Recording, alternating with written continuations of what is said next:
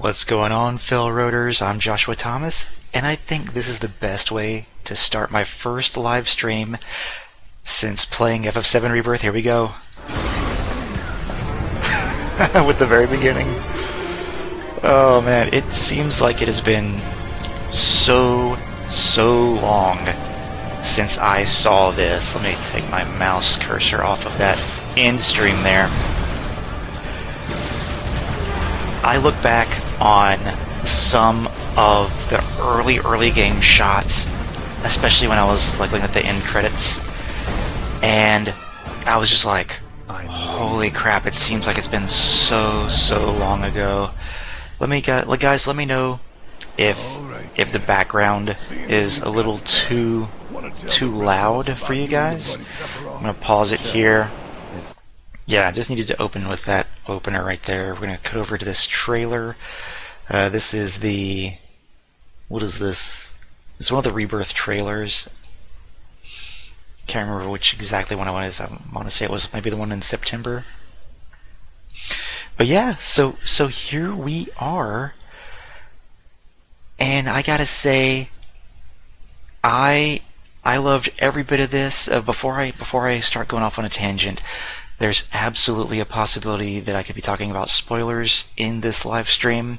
So whatever I think of, and whatever the chat may think of, we may go off on this. We may discuss that. I have not watched any theory crafting videos. I have watched some non-spoilery reviews of the game, and I have watched a little bit of commentary from other YouTube creators that doesn't pertain to one of two things: either the very ending, their opinion on the ending, and theory crafting as to what different parts of the game may mean, and especially what different parts of the ending may mean. And the reason for this is I wanted to make sure that I could come up with a couple of my own theory videos first before having my thoughts and opinions altered by other content creators. I know that I'm kind of late to the game in that other content creators, like the really big ones who got earlier access to the game and who have a lot more time to play it than I do, are already like playing through hard mode and have been theory crafting for over a month now. So welcome to the chat, everybody.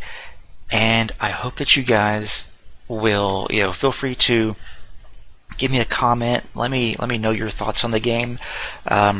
If we get into theory crafting, please refrain from telling me what other theory crafters have been doing, just so that we can still, kind of keep this like ours. Like if you got your own theories, cool, but don't tell me like what Blitz or Maximilian Dude or anyone like that said, just for this. So, hey, Dante Room, welcome to the stream. If we do the side quest looking for a Cloud Jr., you can hear Barrett mention how Tifa yelled at him a recall of traces of two pasts. You know what? I think that Cloud Jr. side quest is one of the only 2 or 3 side quests that I didn't complete, and I think that I know that I was like looking for a Shinra middle manager, and I'm wondering if that's the side quest I have to complete to see the middle manager in the gold saucer, because I did see some footage of him there. So I know that you can find him again in the gold saucer, and maybe I just missed him or something, but I don't think so. The middle manager, since I just thought about it, is I loved his mini story arc in this game. There's a few areas I know where I missed him. Like I think he was in Junon. I didn't see him in Junon, but I watched some other blind playthroughs, and some of them ran into him. Just the fact that the Shinra middle manager has such a story arc, it's great. They took this no-name guy. I mean, he's literally just middle manager, and they gave him this awesome story arc. And I also missed his, I quit Shinra at the beach in my own playthrough, but I saw it in theirs, and I was just like, oh my god, I should have seen that. I should have seen that. So, hey, Renaissance Elf, bonjour. I hope you guys are doing well. For those of you who haven't watched my playthrough, Dante Room has like commented on just about every video, so Dante Room, definitely appreciate that. And guys, if y'all think of anything where it's like, hey, you should check this out, or I can go through my playthrough footage and look through it, but I can guarantee you that I probably don't have every single thing, so there may be like minor conversations that were happening in Cosmo Canyon or something by these NPCs, and I may not have caught it on my playthrough. But I want to refrain from using the YouTube on this computer just because it does bog down a little bit. Dante, you can press the L1 button without having to use the command. Yeah, I know. I use the shortcuts on certain characters, but other characters I was less familiar with and couldn't remember what I had keyed to their hotkeys. So for several of them, I would go into the menus to do most of their commands. You're loving Ever Crisis right now, Renaissance Elf. I am enjoying what they're doing. But I've got to say, I haven't tried the story mode since they released that patch where it's supposed to make story mode a little bit easier, and I definitely agree with them adding that patch. There is an enemy that has a healing ability. Okay. So I'm definitely enjoying it. I still play Ever Crisis every day, but it's coming out on June 26th. Okay, that's the patch where it makes the story mode a little bit easier. I absolutely agree with them doing that because it feels like there's this imbalance with story mode with like some of the bosses and their power scores, because I'll go into a battle with like 40,000 more points than is suggested, and that the boss will just completely own me. Like in the first soldier, I've yet to get past that crazy looking amalgamation of beings in the first soldier's most recent chapter. More like the Ever Gummies. I'm having problems with Chapter 6 boss Landworm in the OG, yeah, and the boss of Chapter 7 in First Soldier, yeah, absolutely. Those were the two I had problems with. I just did some grinding with my OG characters, and once I got them up a few levels, especially with that gold bomb event that's going on that gives you just massive XP, I definitely used that to grind some levels out of my OG characters. I haven't done that as so much with my First Soldier characters, but yeah, I mean, the power level that they suggest for that particular mission and how difficult the boss is just do not add up at all. I have all my characters up to level 79. Dang. I have Cloud, I want to say he's at level 73, and no, he might be at level 75, and he's my highest level character. Aerith, after that, I want to say is 72, and then I've got a lot of other characters above 60s, and a couple characters that are still below 60. Did you have the battle director? Oh, did you have that, the battle director, the same guy that made Resident Evil 5? Oh, okay. No, I haven't heard that yet. The stamina issue is still there, despite the 77 tonics they gave. I can tell you, Renaissance, that I don't play it that much, so I may go in, use 3 tonics a day, especially since they gave us the ×9 ability for like a single battle, which I also absolutely agree with, because without that ×9, a lot of stuff was just becoming a grind. But So I personally don't run out of tonics. Yeah, 9 a day, sometimes 10. And I'm glad that they do that. And then there, of course, are other ways to get some tonics as well. Even though, yeah, the general 9 that you're talking about are like the ones that you can get like constantly. So I generally get, yeah, I might use 3 to 6, just depending on how busy of a day it is for me, or what I have to do. But I do imagine for those people who enjoy playing it a lot more, it is, yeah, the tonic issue is there, and I kind of feel like that tonic issue is also there to kind of be like, hey, don't play the game too much, but I get it. If you enjoy playing it, yeah, you're definitely going to burn through them. Yeah, I can completely understand that. The crossover event and the level up event, I can definitely understand burning through some tonics. I've thought about doing it, especially for that level up event. There's only like 1 day left right now, but I was definitely taking advantage of that highest level where you can get 700,777 XP per player. Definitely was doing that every day. And then a couple more battles after that, maybe like some online battles as well with multiplayer. But I tell you what, as much fun as I do have with that game, and I definitely appreciate. I've tested out some other games that I've seen commercials for, whether on Ever Crisis or just like random YouTube commercials for other games. Like I've seen the commercials so many freaking times that I was finally like, you know what, I'm going to try this game, and if I don't like this game, I'm going to say, don't show me this commercial ever again. And after having tried some of these other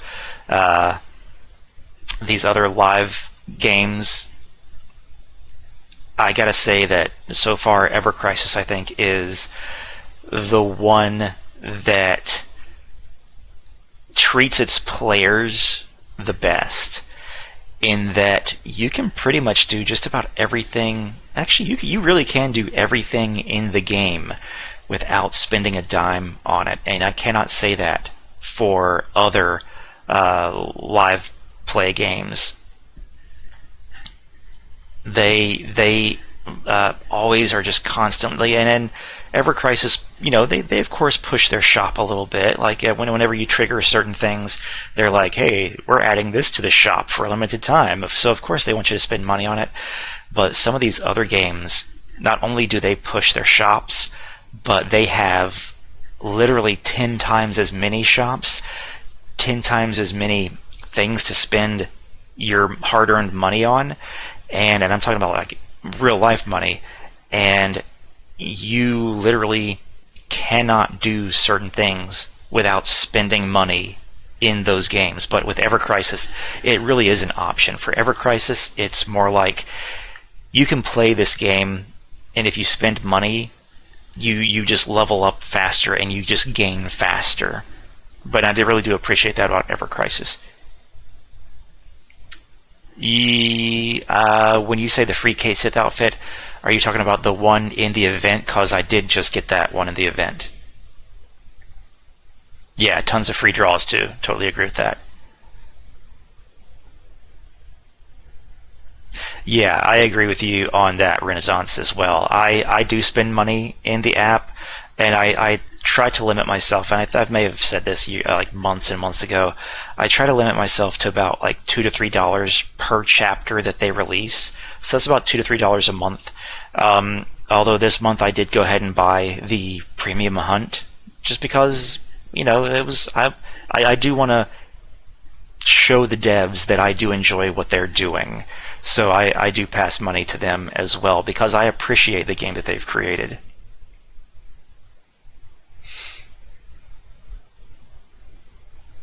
And other month, some extra cash, so you always get the premium hunt. Yeah. Rebirth's hard mode is much tougher than Remake. I can believe that, Dante Room. I can absolutely believe that, because dynamic mode, I wish it was after the first Genova fight in in Rebirth, and where'd my files go? I'm gonna try and like have some stuff playing in the background. Let me find that first Jenova fight, because I absolutely just so easily cleared it. Which chapter was Jenova? I think she was chapter 5. Yeah, she was. The cargo hold. Jenova appears. Length 14 seconds, that was it? Okay. 11 minutes. I'm gonna pull up the Jenova boss battle that I did.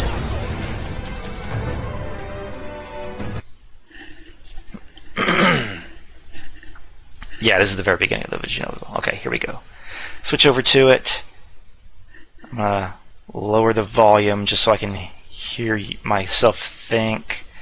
Let me know if the volume is too loud, or if it's if I need to up it a little bit so that you guys can hear it.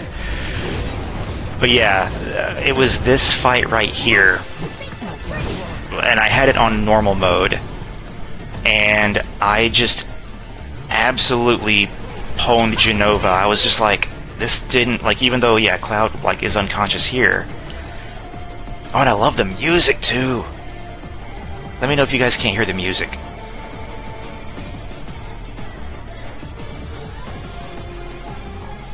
You're lacking for the store outfits. Have you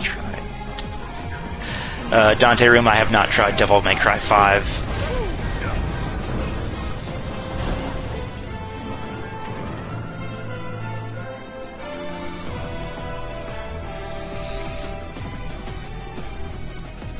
But yeah, it was after this battle where I just felt like the game was too easy on normal, and so that's when I put it to dynamic, and dynamic was absolutely a fun experience, especially for a first-time playthrough. I think people can appreciate that. Oh, if they announce a DLC for Rebirth, I'll die. They've said that they're not going to do it, and I absolutely would love a DLC for Rebirth as well. But if it means that they can get Remake Part 3 out in 2.5 to 3 years, I would be like, you know what, I can wait.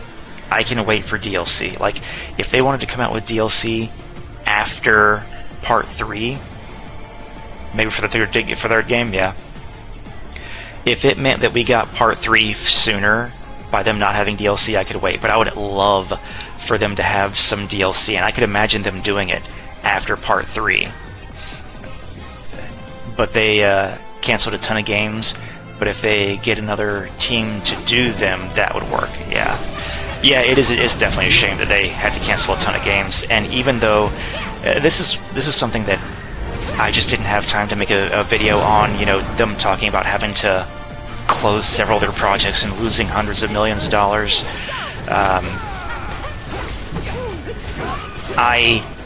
It's incredible how much production value goes into games nowadays, whereas back in 1997, if you sold 1 million copies of a game, it was the greatest hit, and that was a huge success, selling 1 million copies. Nowadays, Rebirth sold over 3 million copies on release. They were I can't remember if it was Dante Room or Renaissance Elf, but I remember one of you guys talking about how you couldn't find a physical copy of it anywhere a few weeks before it came out, and I know that sucked. So like, they were sold out of physical copies with pre-orders alone, and yet they still didn't earn enough money for them to consider it to be a success. I think they recouped most of their money, but of course they want to earn those profits, and so they've yet to see those profits. And I know this isn't the end of the income that they're going to have. A lot of people are saying, oh, Square Enix is worried about their sales, they're disappointed. I don't think they're really disappointed. I think they, of course, want to get more sales than what they've got, and they've kept their sales kind of tight-lipped, but the thing is, when someone buys Remake, or I should say Rebirth now, when someone buys Rebirth, they're going to be like, oh man, there's more, and then they're going to maybe spend money on the OG, maybe they're going to spend money on FF16. When someone buys one of these Final Fantasy games, it's not necessarily the end of the line for them, so I hate it when these articles are so close-minded as to say, hey, you know, they didn't sell enough on launch, therefore it was a complete failure. They're going to be selling more when these games go multi-platform. They're going to be selling more 3 years from now or 4 years from now, I hope it's not that long, when they come out with Part 3 and people are going to be buying up all the games again. Then you know they're going to come out with a trilogy pack. And you know people are going to buy the trilogy pack. Heck, I might buy the trilogy pack if they pack in some extra stuff. Yeah, it was me. I never got my, physical copy of Rebirth Deluxe. They were scalped for $160, so I said nope. Yeah, I don't blame you. I hate that people do scalping out there. So, yeah, I hate that.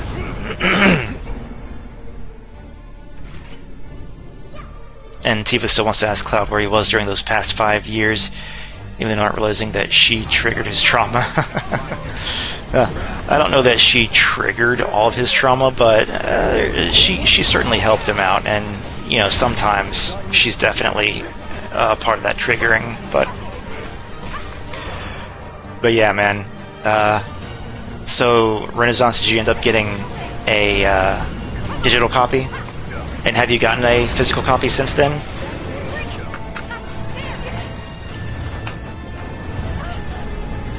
So yeah, how long is this video? This video is... it's about 11 minutes long. What did I... oh, I can't view a thumbnail. No, got physical copy of Standard. Okay, got it. Got it. Yeah, save up if you want to.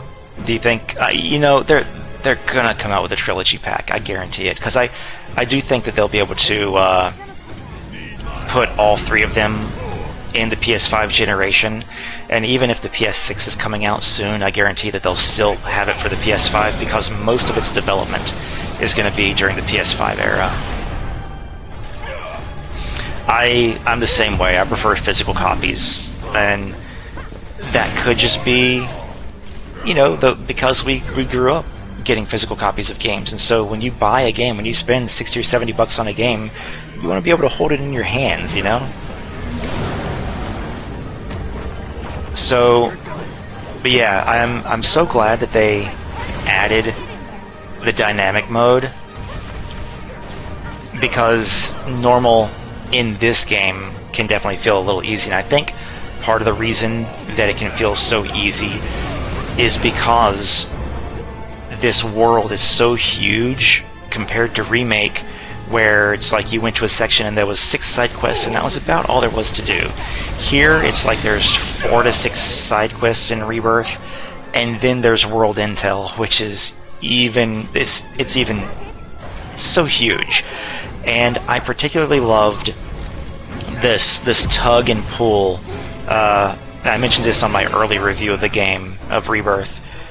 There's this pull wanting you to go and play the main storyline because you're so intrigued as to what's going to happen next, and then on the other end is the side content, which is really, really good in this game. It's so good in this game that you want to do that, and then when you're like, you know what, I'm done doing side content for now, it's like, hey, the main story's there, and the nature of how this part of the story is really lent to allowing you to move on with the main story without having to just fail all the side content like you did in Rebirth. I mean, in Remake. And I honestly don't blame them for making it that way in Remake, because in Remake it's like, hey, you don't know it yet, but when you leave this place, you're never coming back because it's going to get destroyed, and you can't complete the side quests there. So I totally get that.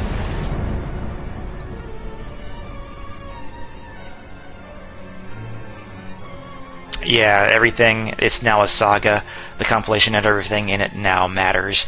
That's another thing I love about the remake trilogy, is that they're bringing everything in cohesively, and in some ways they are tying up loose ends and maybe some elements that didn't make sense. Barrett, how many times I gotta shoot you? Barrett, I'll say this, Barrett had some of the best lines in every single chapter. I think it's only towards the end where the side content kind of takes a backseat to the main story about regarding Aerith. Does Barrett not have like the best lines? But like chapters 1 through at least 10. No, I'm sorry. 2 through 10. No, maybe even 1 through 10. I don't know. Maybe even 1 through 10. I think Barrett probably has like one of the best one-liners in each of those. I can't name them off the top of my head, but I'm definitely gonna have to make like my 7 favorite moments with each character video. So like when I get to my seven favorite moments with Barrett, it's gonna be like a bunch of one-liners or just a bunch of Barrett being funny.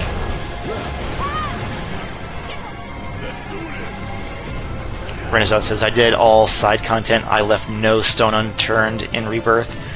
They really could have added a few more things. I really wished they would have had a couple guest party members, like Rhonda and Johnny. Okay.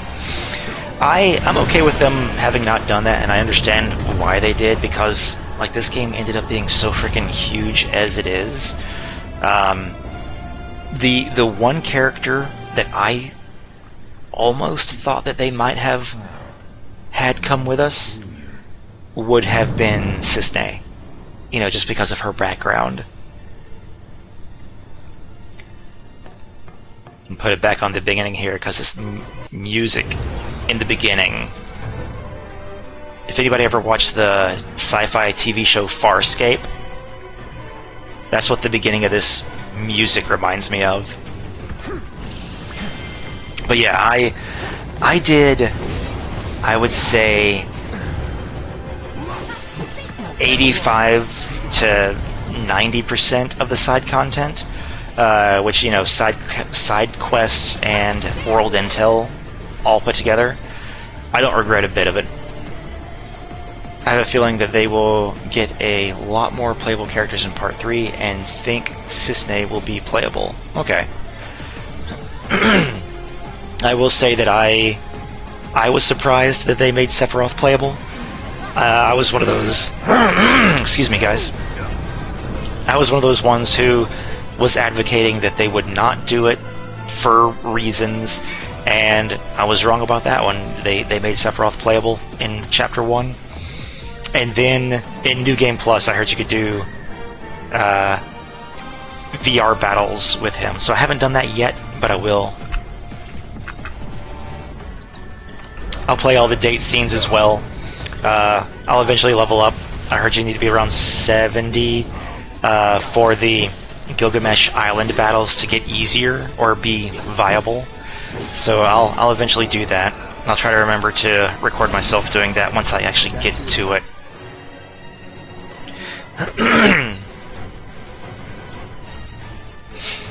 But yeah, as far as playable characters in Part 3, I mean, obviously Vincent and Sid, and once again I'll say, for the people who have hopped on or who may be watching this and didn't see the very beginning, once again, content could get spoilery here.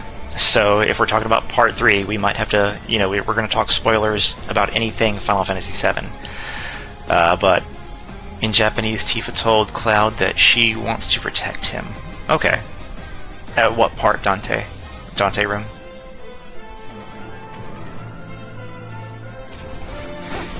What you just can't wait for is this year anniversary of Ever Crisis. I can't wait to see Young Angeal. Yeah, I heard about that. That will be totally sick. Yeah, that's going to be interesting. I look forward to seeing what they do with Ever Crisis. I've got to make an updated order of play for the Final Fantasy VII compilation, because what I thought Ever Crisis was going to be and what it has turned out to be is completely different, but I appreciate that they've created it. I definitely appreciate what they're doing with the stories, and I can't wait to see how they handle stuff like Advent Children, Dirge of Cerberus, and especially Before Crisis, because Before Crisis just isn't playable, and this will be the prettiest we've ever seen Before Crisis. So, and the fact that they are creating all these character models and stuff for Ever Crisis could mean that in the future there could be other projects involving those characters as well, so you never know.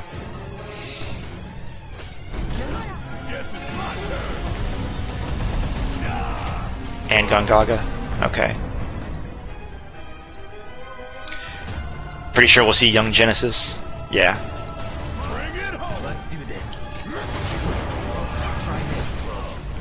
Yeah, Before Crisis is the game so many are waiting for. I can't wait till they come out with Before Crisis in Ever Crisis, because, you know, I'm sure, like me, there are many people out there who didn't play the original game or didn't watch it. I understand that it could be very Reader's Digest-y, because the OG storyline in Ever Crisis is extremely Reader's Digest, or abridged, however people call it now. I don't know if people would understand the Reader's Digest reference. But yeah, I can't wait to, and I do look forward to seeing what they do with the year anniversary of Ever Crisis. Let's switch it up. Yeah, can't wait for the Tifa stream in Part 3 in Cloud's consciousness. It's gonna be interesting. There are. Let me think before I open my mouth. So in Rebirth, I'm gonna talk a little bit more about Rebirth, since that was like the title of this video, and we're showing this content. There's two things off the top of my head that I was very shocked with when it came to Rebirth, because 95% of this game, maybe even 97% of this game, did exactly what I think every fan wanted them to do, and that was that they expanded upon every single location. They made every single location bigger. Yeah, Josh, you and I are a bit on the older spectrum of the fandom. Yeah, you were 17 when 7 came out. Yeah, I was 14, I want to say, because I remember that I didn't play the game right when it came out because I didn't own a PlayStation. And I remember seeing the commercial for Final Fantasy VII, and my mouth dropped. I remember where I was when I saw the commercial. I was at my grandparents' house seeing the commercial on this tiny, probably like a 16-inch, maybe like a 20-inch cathode ray tube TV with antennas, where if you didn't move the antennas right, the picture was fuzzy. And that's when I first saw it, and I was just amazed at what I had seen. And I thought to myself, well, I guess I'll never play this because I don't own a PlayStation, and there's no way my mom would get me a second console because I had a Nintendo. I was a Nintendo player. And back then, Renaissance, I'm sure you know, back then, families usually didn't get their kids more than one console. It was either Nintendo or Sega, and it was like, can I have a Sega? Well, no, you already have a Nintendo, you don't need two.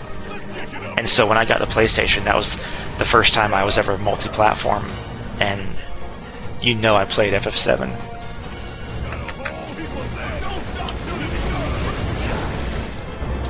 The nostalgia of those times, wish we could go back and relive them, even if just for a day. Oh man, that'd be crazy.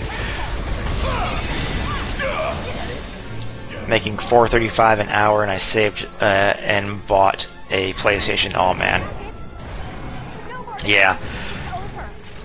I was ecstatic to get one for Christmas, and usually I had to save up my money if I wanted to buy the games for them, because they were like, you've got enough games, you don't need more, and so I'd have to save up money unless it was like my birthday or Christmas or something. But yeah. Sorry, I went off on the tangent there.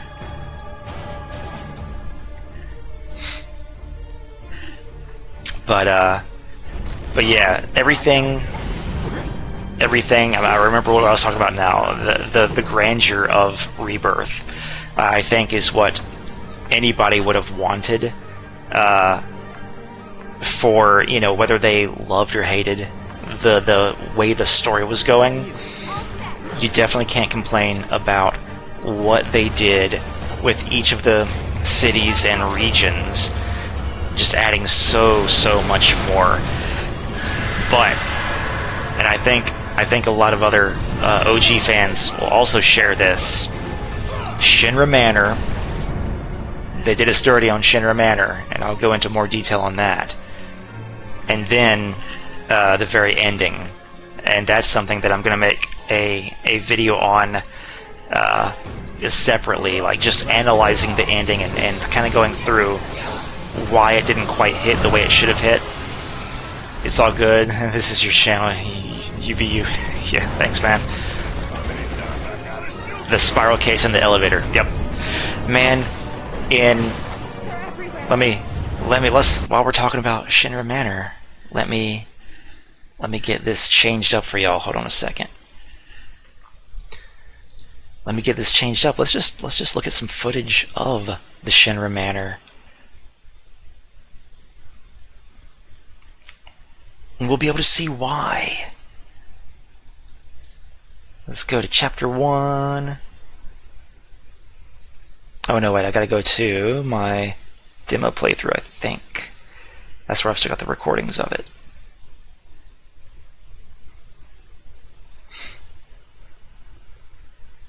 Abandoned factory, where we go on investigating Mount Nebo. Shinra mentions Sephiroth loses his frickin' mind. How long is this video? About 14 minutes. Sephiroth? He just left, I'm afraid. Maybe he needed some fresh air? Yeah. The spiral staircase was something that I was expecting to reappear. About the reactor either. What happened up there anyway? After the trilogy's finished, Nomura hoped that the story of FF7 would continue. Oh, dude, as long as 7 is their golden goose, they're gonna do stuff with it. Absolutely. He's holed up inside the mansion. Something's been off ever since Yeah, there's still plenty of material. Even Dirge of Cerberus doesn't cover all of the material that they could cover with Vincent. They could make a whole game outside of Dirge of Cerberus to cover stuff that Vincent did. Just him, and that's not even considering all the other characters either. Read the files in the Shinra Manor. Oh man, that would be a day job right there. There's a lot of files. Sorry if the footage is a little choppy. It looks a little choppy on mine end too, so I think it just recorded that way. Well, I got you. Any chance you could convince him to autograph that photo I took? Let me see if I can fast forward a little bit to the mansion itself. So yeah, look at this giant mansion right here. I mean, like, first time going to it, I mean, I made the point to stop and look up at it and be like, look at all this mansion. You think he's sleeping or something? Yeah, Denzel in the OG timeline, yeah.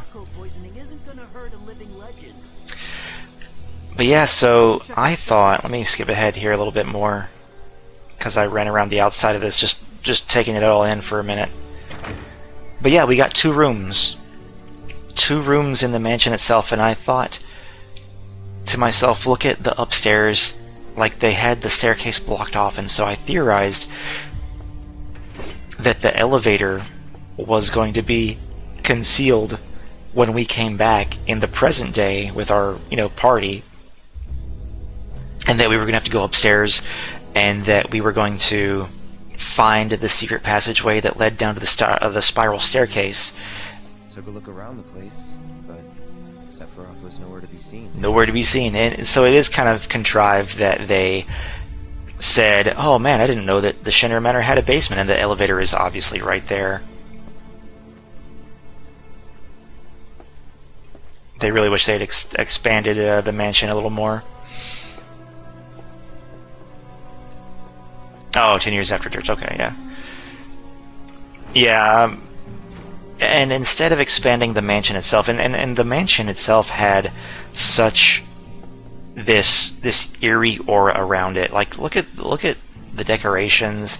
Even this modern rendition of it looked really good. The two rooms that we could investigate, that is.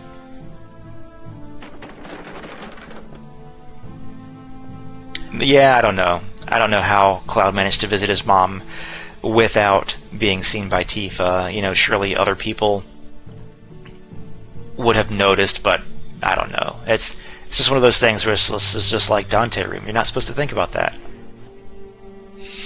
Yeah, it definitely has like a very Resident Evil-y feel to it. And the original mansion in the 1997 version had that feel to it as well. It was just this creepy, old, dilapidated place. And the basement too. The main part of the basement where you can visit in this section is great too. It still has that feeling of being built in the same era as the mansion itself. So yeah, going down this elevator. Let me press this obvious elevator button right here.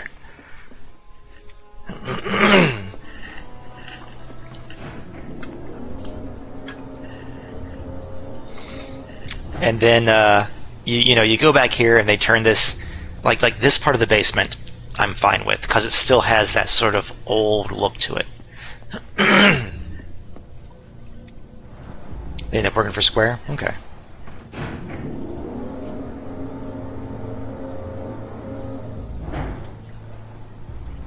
And when you got some fanfic about that too? About Cloud's mom and father and what happened? Okay. It's popular too. Very cool. Another 5 chapters. Very cool. Yeah, but look at this. It's like you go up here, you can see a picture of Hojo and Lucretia, or Lucrezia, however you guys like to pronounce it. I know in Dirge it's Lucrezia. But yeah, so... And this was it. And honestly, I would have been fine if they had left it like this, or if the sub-basements that we went to when we go back there with Kate Sith still had this appearance to it. Like when we go down here, this abandoned sort of appearance. It still has this eerie look to it. Never knew it had a basement. Was news to me too. And then The village had a clue. that door that is through here on the other side, and you go in and you see the 2 giant tanks, and then that door to the right.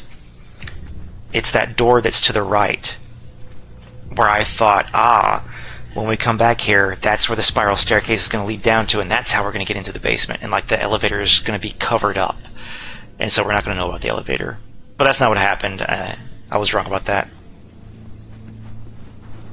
If they had the resources, what I would do, I would have a team focus on DLC first year episode Vincent, second year episode Sid, final before release episode Zack. Okay.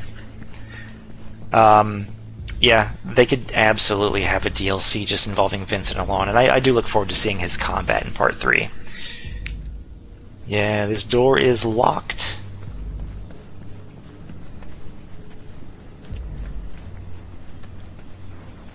But we know what's behind that door. So yeah, there's the 2 tanks. There's that door right over there. I thought that's where the spiral staircase was going to come down at. And then they turned it into another one of Hojo's labs. And I was just...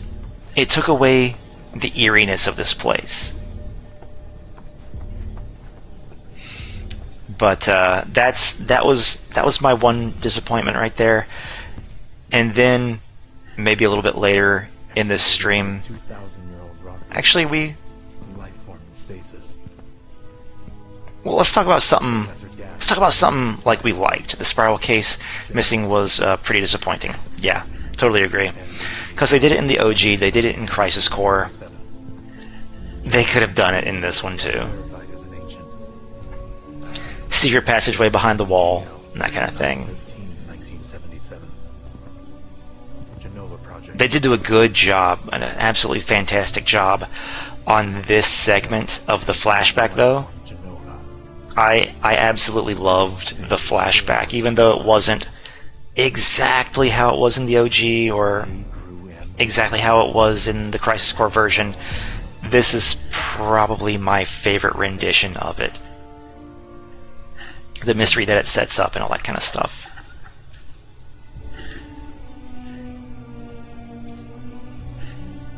I'll cut back. Yeah, this flashback is how Cloud remembers it, which is cool. Absolutely. I'm gonna load a different scene here. One area I want to talk about something good because I feel like I've talked about a lot of negative stuff, and once again I freaking love like 97% of this game. So I'm gonna find something here.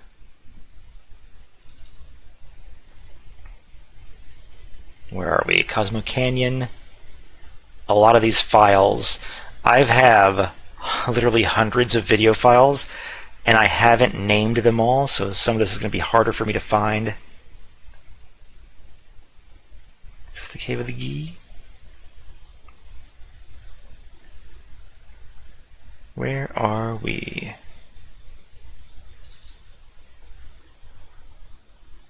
In Cosmo Canyon.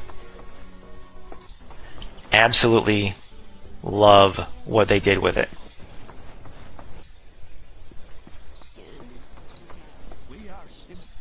I hope I've got it.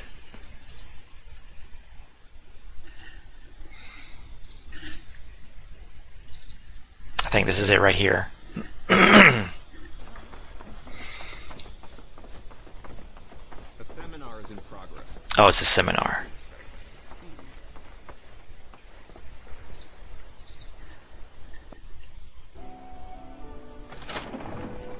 Here we go. Pleasure talking to This part right here. You did good. Can't help it if they suck at listening. This whole festival of lights that they I had. wanted everyone to get it though. And of course, just the general, the way that you interact with characters too. Thanks. I absolutely loved it. I know some people didn't quite enjoy some of the choices that you made, but I loved how some of these choices felt ambiguous. Constructive criticism. Appreciate it, Renaissance.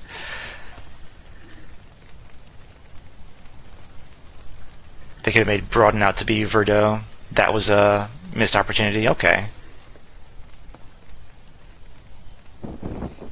Elena's older sister, Gun. Okay. BC. Okay. And Gungaga. Got it. Yeah, there's several of those characters that I don't know, so it would be interesting to see if some of those characters ended up being, like, you know, the commander or something like that. But yeah, seeing this part with Aerith I'm an ancient. and listening to her sort of give her inner thoughts, especially in front of this live audience, was absolutely incredible. They did such a good job of expanding on so much in this game, especially when it comes to the characters. They did it with Tifa, they did it with Barrett, they did it with Red 13. It's so awesome, the new beats that they added, because to me this definitely does not take away from the OG, but it just builds on what the OG gave us. And absolutely love every moment of it. Let me know in the comments, guys who are there, who did you guys get on your dates in the Gold Saucer? I'd be shown a glimmer of hope. Oh, and that's another thing I gotta show you guys too. I've been placing polls on our community tab on the FailroadExpress, so definitely check out those polls. There are going to be more coming out, and I'll pause this right here and go to, where is it, the poll. So yeah, we had 30 votes on this. I definitely appreciate everybody who voted on it. This was the final round of who was your favorite character to play as. And yeah, the winner overall is Cloud. I absolutely agree with that. Just because I don't think it was just because we mostly played as Cloud. Cloud was almost always in our party, but also because he was very well rounded. Because you play as him most, you probably got used to playing as him. His style of combat, his Punisher mode, and his counter abilities, which were something that really none of the other characters had. Like, I played as Cloud so much that sometimes I would switch over to a different character and I would try to counter an enemy, and I was like, oh wait, I'm not playing as Cloud. Tifa was second, and Yuffie third, Aerith fourth. And that makes sense. I think that makes a lot of sense. It's certainly Cloud, Tifa, and Yuffie are very energetic characters, and they all are very versatile. I'd say Yuffie's more versatile than Tifa. With Tifa, you definitely needed her synergy ability to jump up into the air to get foes, but the other characters here, they could do it natively. They could have included Katana, another player, Turk, who is from Gungaga, who may be Zack's cousin. Okay. Oh yeah, heartbreaking her mother couldn't be there and didn't show her spirit. There was with Aerith showing how proud she is. I do. Yeah, it's so tough. I do wonder though if her mother's spirit, based on what we know from the books and the content, if her mother's spirit just eventually absorbed into the live stream, so there wasn't anything left to see. Whereas that little hint of Wedge that we get in the proto relic stuff in Cosmo Canyon, his death was much sooner. So it was really cool to get his voice sort of floating through the live stream. But yeah, and then Aerith was in second place. I'll show you guys the other polls. So here was the second poll, where I pitted Barrett, Yuffie, Tifa, and Sephiroth against each other. And then the very first poll where I pitted Cloud, Red, Aerith, and Kate Sith against each other. So yeah, Kate Sith getting 0 doesn't surprise me. I think that you can absolutely learn Kate Sith's combat, but because he's the last character you get, and he's definitely a different character as well. Zack plays pretty good too. I can agree with that, and the only problem with that, the only reason I didn't add him in was because at the time that I made these polls, the only time I had played as Zack was in the very beginning, where you're basically just invincible and you have your attack and your charge up ability. But I was really impressed with what they did with Zack in the final battle, so I'm glad that they added that in. But I do think Kate Sith is a viable character. You just have to learn his playstyle and maybe get all of his moves. Like, I remember, once again, this is in the Shinra Manor, in that stupid basement, I looked at the chest, I acknowledged that it was there, and I was just like, I'm gonna go get this, and then I had to learn that really sloppy throwing system with Kate Sith, and I think I got so frustrated there in the beginning that I completely forgot the chest was there, and I just left it. And I didn't get that megaphone, and I think that megaphone had a good ability in it, because Yin and Yang really gave me a run for my money. I died several times on that battle, and I think maybe having the ability from that particular megaphone probably would have helped in that battle. But yeah, so Cloud definitely won this first round. Aerith was pretty far behind there. And then Yuffie and Tifa were obvious winners here, but this was much more even. So yeah. And then Aerith being in fourth place, I get that, because Aerith definitely, for her to really get the maximum play out of her and get the maximum fun out of her, she takes a little bit of setup, and I really enjoyed putting some auto materia on her so that she would use her wards automatically without me having to try, because I really enjoyed that aspect of the combat system, how they gave you some auto abilities, and you could leave Aerith alone, let her place a ward down, and draw attention away from her. And then once her ward was down, it's like I would switch over to her and absolutely play with her. And her Radiant ward, I loved Radiant ward. What you would like to see is an Ultimate Battle team if they do a spin-off that being Sephiroth, Angeal, and Genesis. Okay. You know, it'll be interesting. I wonder if they will include that in Ever Crisis. Like, you know, we've heard about Angeal, so maybe Genesis, maybe not, I don't know. It all just depends on where they take it. I'm looking forward to getting Vincent. Can't wait to see some of his moves, because he will be the first character from the OG where we get to play as him in Ever Crisis before we get to play as him in the remake trilogy. And it'll be the same for Sid too. And I know they said originally they were only going to do 10 chapters for each story, but dang, they would have to make the last 3 chapters so abridged in Ever Crisis for the OG. I can't see them doing that. Definitely Genesis is coming, and Angeal were best friends before Sephiroth. Yeah, may not be for a while. I can understand that. It could be a long time. So yeah, the only other poll that I have up right now, and people are still welcome to vote on it, but I asked you guys, which of these Final Fantasy VII Rebirth towns would you want to live in? And it's no surprise that Costa del Sol was the winner at 43%.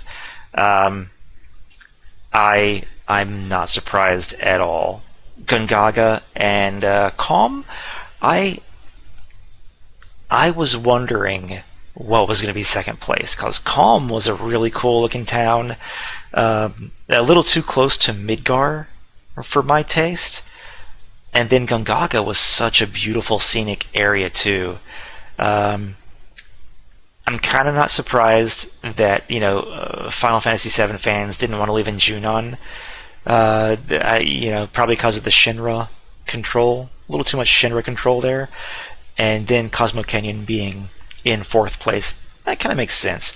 Cosmo Canyon is such an incredible place, but I think, like in the game, I would just want to visit there. I wouldn't want to live there. It was like a tourist attraction.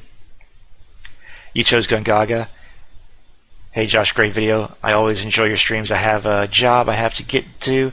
I'll comment some more later. Dude, always a pleasure hanging out. Thanks, Renaissance. I absolutely appreciate your comments, and thanks for joining me on the live stream. So, have fun at work, and yeah, look forward to seeing your comments later on. But yeah, so those are the polls that I have out right now. There's definitely going to be some more to come. I haven't decided what all questions I'm going to ask, but I'll definitely feature these in other videos as well. So that's all for the polls. Let's get back to some of that awesome footage. Let's get back to some of this awesome footage here.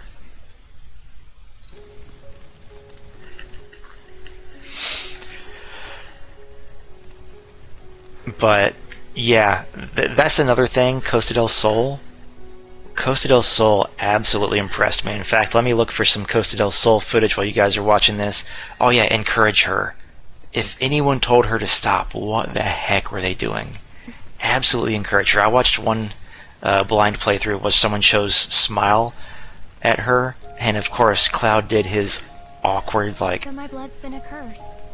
I'm smiling, this is the best I can. It's brought some wonderful people into my And then they save spammed that one. And for once, That was also one thing that I didn't want to do in my playthrough, was save spam. I just wanted, happy even. even though I hated how little time you had to do some of those Feels wonderful. reaction choices, because I'm a slow reader, was just like, you know what, I'm going to choose what I choose and just go with it, and we'll see what happens. Even if I can't lead a normal life, I'm going to look for some Costa del Sol footage now. return their kindness That was chapter 6. and try to make them most of what I've been given. Tifa saves the piano concert. Here we go.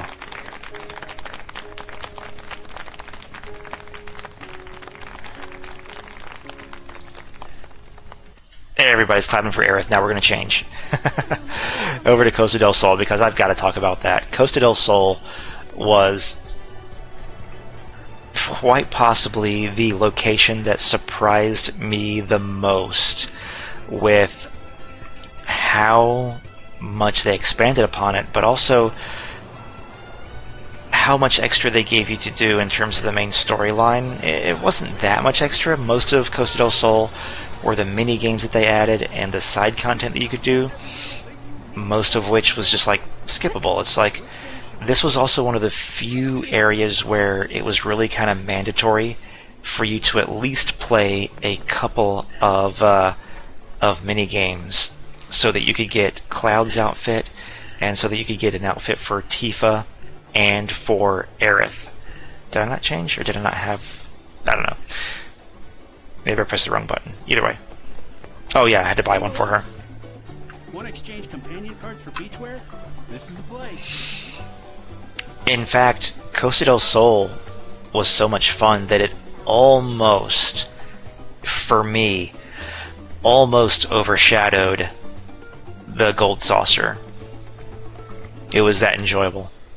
And of course you got to put everybody in their beachwear. You got to put everyone in their beachwear. As seeing Cloud in beachwear was just hilarious. Let's get past to where they get dressed. I don't think I'm allowed. Oh, Shinra Metal Manager. Yeah. Once again, bravo for the Shinra Metal Manager story. I've got to go back in and finish those side quests so I can get the rest of his story. I absolutely hate that I didn't get to include that in my playthrough. You know, if you're looking for a partner, why don't we team up? Gah. You mean it? I sure do. So, but yeah, the mini games, I think in this section and a little bit in the Gold Saucer were the only mandatory mini games that you really had to do. And in the Gold Saucer, it was just that one battle video game you had to do, and then Chocobo Racing.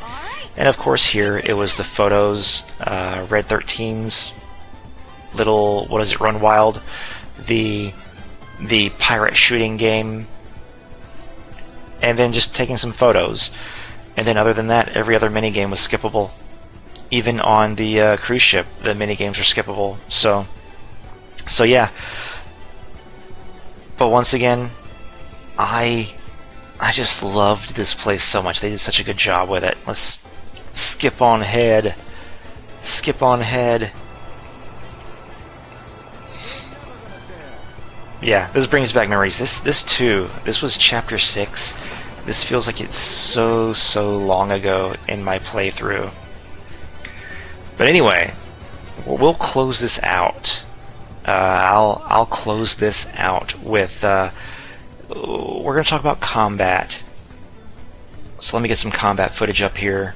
Tifa, Aerith, what are the two of you doing here? That's all. Johnny was incredible in this game too. Luggage for a Shinra executive. Gotta make sure it gets to his hotel safe and sound. Seriously? Beast Intel. Yes, here we go. Shinra now? After all Here's some that Beast talk? Intel. The combat system in this game, once again, building off of Remake. You know, everybody, I shouldn't say everybody, I think most, like 99% of people agree that the combat system was incredible in Remake, and all they did was improve upon it in Rebirth. They made a few abilities from Remake that were materias into just regular abilities for these guys, like the parry move, and a couple other things, and that was a nice touch. I wasn't sure if I was going to like that or not, but the way that they implemented this was absolutely incredible. The synergy system I thoroughly enjoyed, and I honestly didn't take advantage of synergy skills enough. The ones where you could guard and use them. Sometimes I would just completely forget to use them, and then I would like kick myself for not doing it.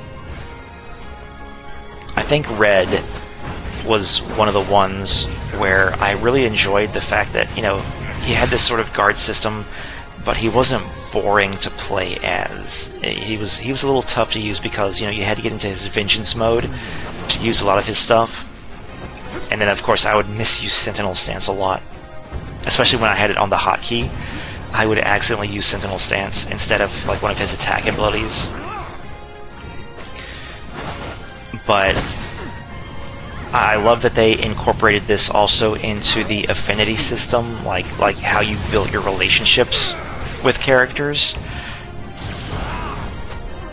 And then the way that they looked too, the synergy abilities that you eventually unlocked, absolutely fun as hell to unlock them and get them, and to utilize the buffs that each one would give you at the right time. Sometimes that could be difficult.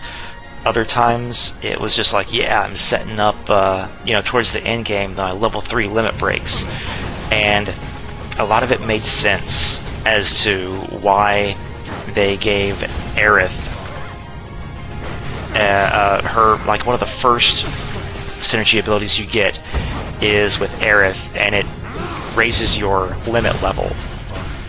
So I was definitely happy with that, especially in the final battle. And then let me go over to the end game. This is where we're getting into the massive spoilers. The end game. Mainly that scene. It's gonna be that scene.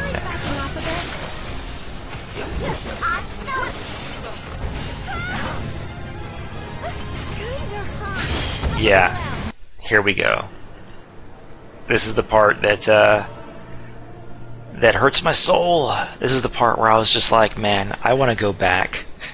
Can we go back to Costa del Sol and just let that be the end of the game again? Because I was so looking forward to seeing how things played out here.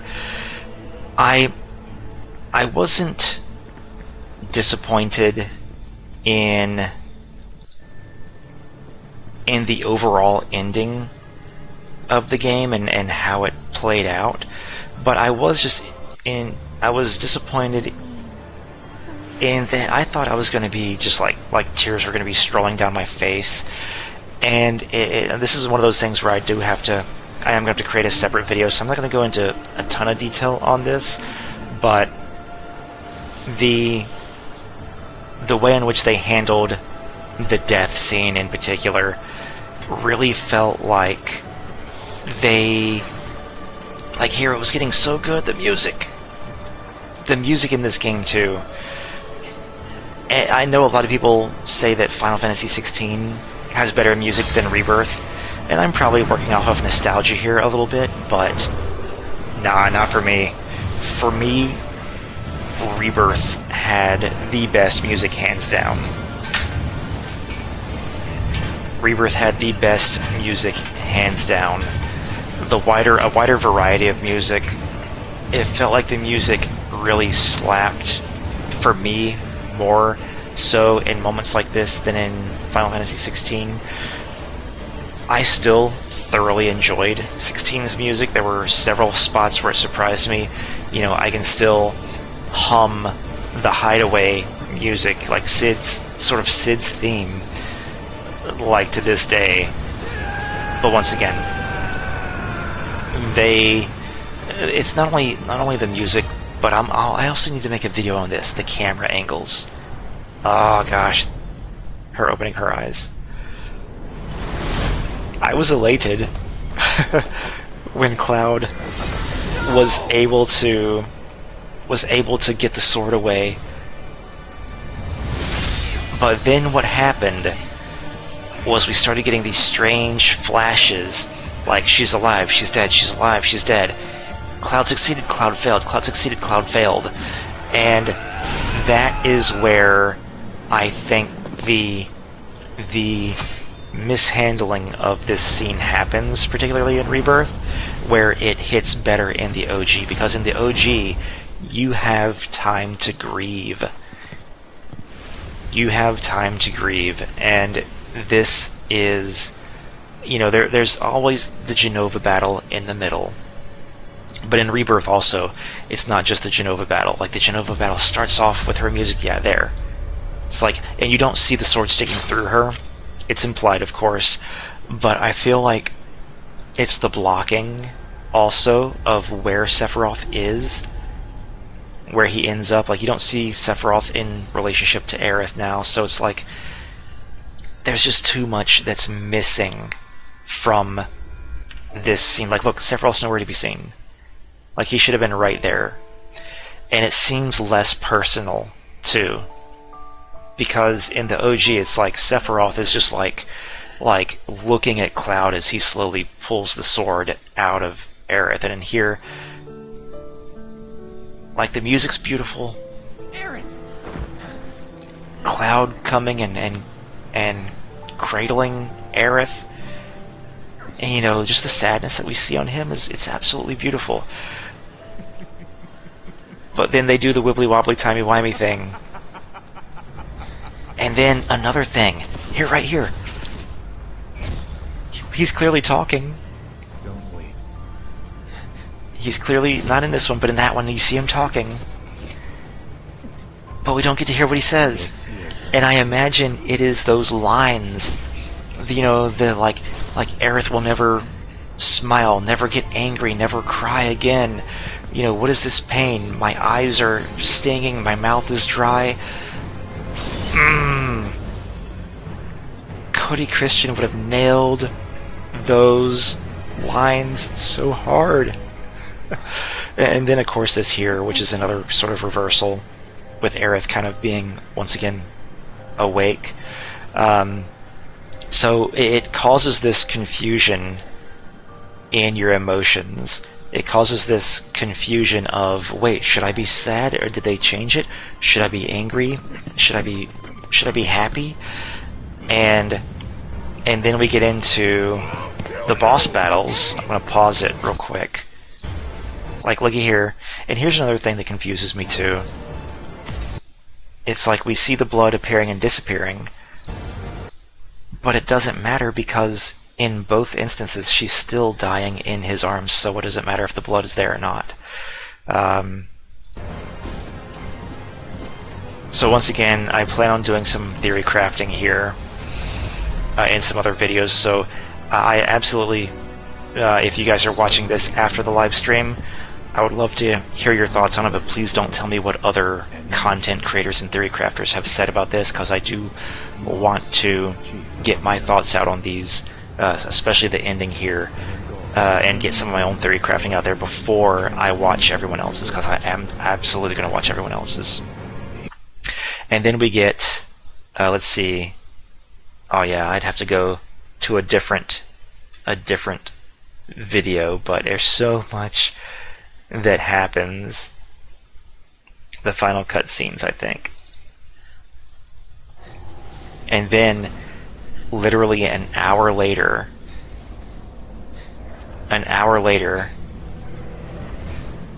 let's see if I can get to the right place. Right here. So after at least an hour of battles, maybe an hour and a half, if you got just completely owned by Sephiroth like I did in the final battle with Cloud and Aerith versus Sephiroth, here, once again, it's like your emotions can start to build up, but then they take them away. And of course, because Cloud once again comes in and is sort of in his world of his own, and then he's like, Aerith, wake up, and Aerith wakes up. So yeah, that's all I'll say about that. But once again, we'll, yeah, here's the part where it's like we see the pearlescence behind him, and now it's just Cloud and Aerith. It's just him and her. A lot of things they did great here in the ending, but a lot of things I have issues with. So let me know what you thought about the ending. Am I just needing to experience an emotional response and I didn't? Am I a Chadley cyborg? or did you kind of feel the same way, like, man, something was missing? I'm absolutely going to make a diagnosis video and an analysis video on why it kind of felt that way. So let's end this Wake up. with some happy footage. Or happier footage. We'll go to this one. End it here with Cloud choosing an item to give to Aerith for the first time. That was a fun sequence, and I'm glad they did it. So yeah, I overall, once again, I loved this game so much, and I still need to create a review video talking about it. I may try to create a spoiler-free review video and a spoiler-full one. I haven't decided yet, but either way, I need to do my review video. I need to do my analysis of the end, my theory crafting on what it means, and so much more. And of course, I will be coming out with more polls on our channel. So, the combat system, the world building, world traversal needed a little bit of work. I think one thing that would have helped world traversal in Rebirth is that the camera kind of jerked along with you as you were traveling the world, and I think if the camera was a little bit smoother, even if the character was jerky, if the camera was smoother, it would have made the experience a little bit better, especially in those terrains where there's a lot of things where Cloud had to climb or jump down. But I think in Part 3 they can absolutely improve upon that. But once again, character dialogue, character development, combat system, every single one of these things was phenomenal. And I think I may have said this earlier, but I'll say it again. The way that the character dialogue options were for increasing your affinity with these characters, I absolutely loved it, because when you are talking to someone and you may think, this person will love to hear this, and then it turns out that they have the opposite reaction. They're like, no, they actually were disgusted that you had that comment. That's kind of how it felt in some of these, where it's like you had three options and you assume that the options are the good thing to say, the sort of neutral thing to say, and the bad thing to say. But in many cases, you couldn't tell which was which.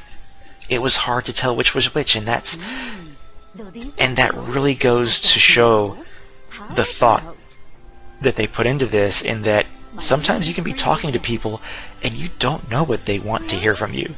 You don't know what might set them off, or what might secretly cause them to be like, I kind of don't like that you said that, but I'm not going to tell you that I didn't like that. I'm just not going to like you for a little while. So, I feel like that kind of harkened back to the OG, in that some of the choices you made, even if you knew that the choices you were making in the OG affected your affection level with these characters, you could have easily said something like with Tifa. There's an instance with Tifa where it's like, oh, we need to go save, I think it's actually Aerith, and if Cloud expresses concern for Aerith, like Aerith is on his mind, that's actually a bonus for Tifa, because Tifa is a very caring person, and she wants to see Cloud be a very caring person as well. Whereas if it's just like, oh, Tifa, I hope you're okay, Tifa's never concerned about herself. And so if you show that you're concerned about Tifa, she's kind of like, now's not the right time, Cloud. But she doesn't say that out loud. So yeah, ladies and gentlemen, this was my first live stream since starting my Rebirth playthrough. I absolutely appreciate Renaissance Elf and Dante Room for joining me in the chat, and I hope that you guys will take the polls on my channel and leave a comment and let me know what you thought. Thank you guys for joining me on my first live stream in a while. There's going to be more to come, and of course there's going to be more FF7 Rebirth, just talking about it, and also theory crafting about them holding hands. That was sweet. Them talking about the prospects of Part 3. I will check you guys next time. See you later.